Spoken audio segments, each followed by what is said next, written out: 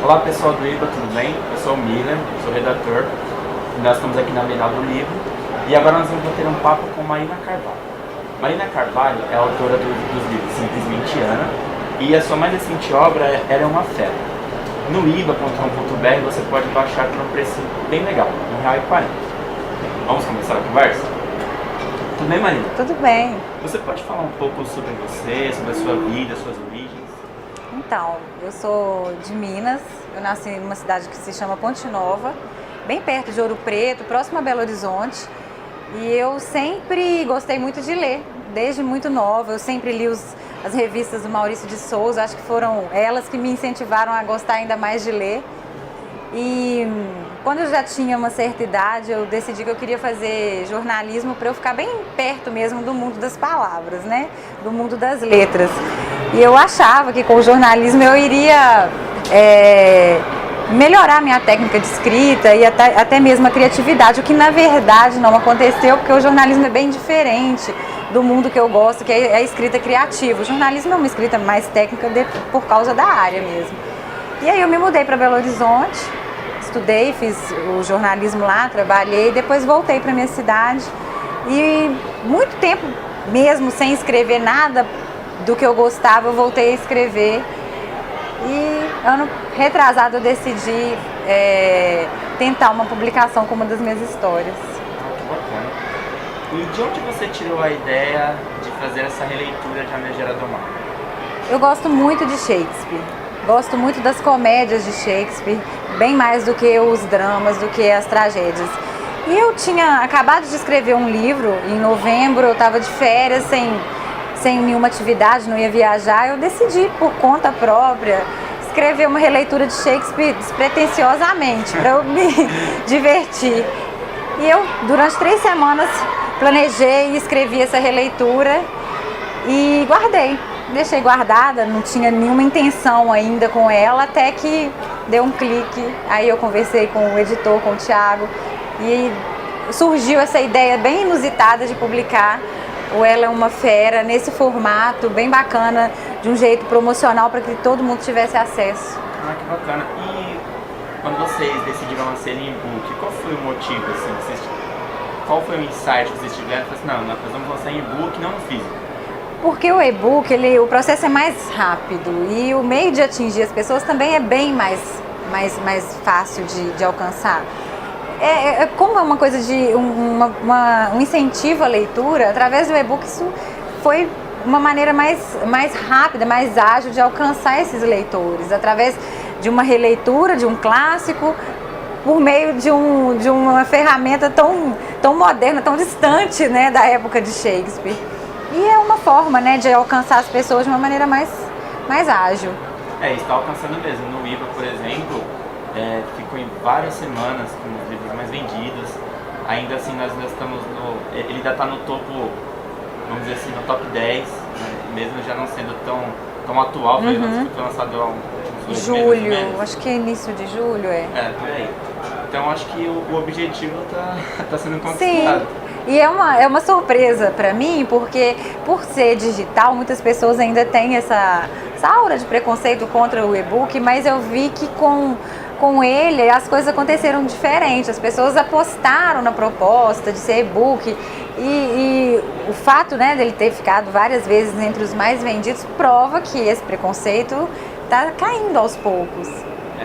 Era como a gente estava conversando agora há pouco, né? O que vale mesmo acho que talvez seja o conteúdo. Sim. Interessante. E você foi muito criticada pelos fãs de Shakespeare ou não? Não aconteceu isso. As pessoas gostam das releituras dele porque o original, o Shakespeare original a linguagem é muito antiga, ela é truncada, ela é em forma dramática, então você vai ler uma peça teatral, né? Não é um texto com narração. Então ela é um pouco maçante. O público de hoje tem um pouco de preguiça de ler o Shakespeare na íntegra, aquele Shakespeare antigo. Então todas as vezes que a gente se depara com uma releitura, eu acho que o público recebe bem, porque é uma maneira diferente, nova, de ter acesso a uma história que é bem clássica. Alguns blogs literários estavam comparando a sua releitura, com aquele filme 10 Coisas que eu dei em você. Sim. foi alguma inspiração ou não? Ou foi por acaso que ficou bem parecido, bem próximo? Não tem jeito de fazer uma releitura da Megera Domada sem cair em determinados aspectos. A questão da compra do cara para ele tentar seduzir a personagem principal, porque isso está dentro do livro original. Então todas as releituras que vierem a respeito da Megera Domada vão cair nessa premissa. Ele tem muita... A semelhança não é com o filme, é com a obra original, que o filme também é inspirado nela. Mas você se incomoda? Não, eu gosto muito do filme. Eu acho uma das melhores releituras da Megera Domada, na minha opinião, é esse filme. É um dos meus filmes favoritos. Eu acho. É uma das melhores, assim, a temática cômica dele, né? A veia ali que ele pegou, o diretor, para poder reproduzir Shakespeare daquela maneira é muito bacana. O seu primeiro livro, Simplesmente Ana, foi o primeiro lançado pelo selo Novas Páginas. Novas Páginas. Então vamos voltar. Não pode errar o nome do selo, né? O livro Simplesmente Ana, sua primeira obra publicada, foi o primeiro a ser lançado pelo selo Novas Páginas, da editora Novo Conceito. E como que você sente em relação a isso? A sua vida mudou depois do lançamento? A sua rotina, ela é normal ainda? A minha rotina é normal. A vida muda porque são outras obrigações que eu passei a ter em virtude do lançamento do meu livro pela Novo Conceito, que é uma editora muito conceituada, né, no mercado literário. A distribuição foi uma distribuição em massa, todo mundo teve acesso, a parte de marketing trabalhou muito, a imprensa, então ele foi muito bem distribuído e todo mundo conheceu e todo mundo queria saber quem era a pessoa por trás do livro, porque essa proximidade com o autor nacional, o fato dele estar aqui no país e ter condições de ter o contato com o leitor, provoca essas reações. A minha rotina não mudou muito porque eu moro numa cidade do interior, eu trabalho como professora, eu tenho filhos, mas na questão de contato com as pessoas, isso está sendo diferente, né? Eu tenho tido, pessoas me procuram de várias partes para saber como é o processo de se publicar um livro e eu elogiar o livro e dizer várias coisas. Isso é muito diferente da minha realidade, mas é muito bom. Que bom que você está gostando, né? E pelo que parece, os seus dois livros, eles dão a entender que o seu estilo literário seja contos de fadas. Você pode me corrigir se eu estiver errado. Você é uma entusiasta dos contos de fadas? Eu sou uma entusiasta dos contos de fadas, porque eu gosto muito, mas aqueles da Disney. Mas o Ela é uma Fera não é bem um conto de fadas. E o meu terceiro que veio agora, mais pra frente, né? Ele não é conto de fadas, ele é o estilo que a gente hoje chama de chick-lit, aquela leitura feminina para jovens mulheres que gostam dessas histórias, que acabam bem. Eles falam que são clichês, mas na verdade toda história que se pretende a ser um entretenimento para mulher, ela vai terminar mais ou menos daquela forma, né? Feliz. Então, você definiria o seu público como o feminino? Eu acho complicado definir como feminino, porque eu tenho público masculino também, mas se enquadro nesse gênero que tem essa pegada mais feminina, porque as personagens são mulheres que narram a própria história, tem todos aqueles dramas que envolvem o universo feminino, então sim, mas isso não exclui o universo masculino. Você acha que o Brasil carece disso, de autores desse gênero? Porque está aumentando muito, né? O consumo de livros do gênero. Na verdade, a precursora do gênero é uma americana, né?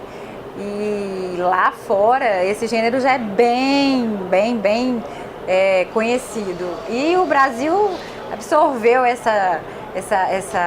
gênero de uma maneira muito legal. E eu acho que hoje não existe mais essa carência. Tem vários autores trabalhando com essa perspectiva e tem dado muito certo.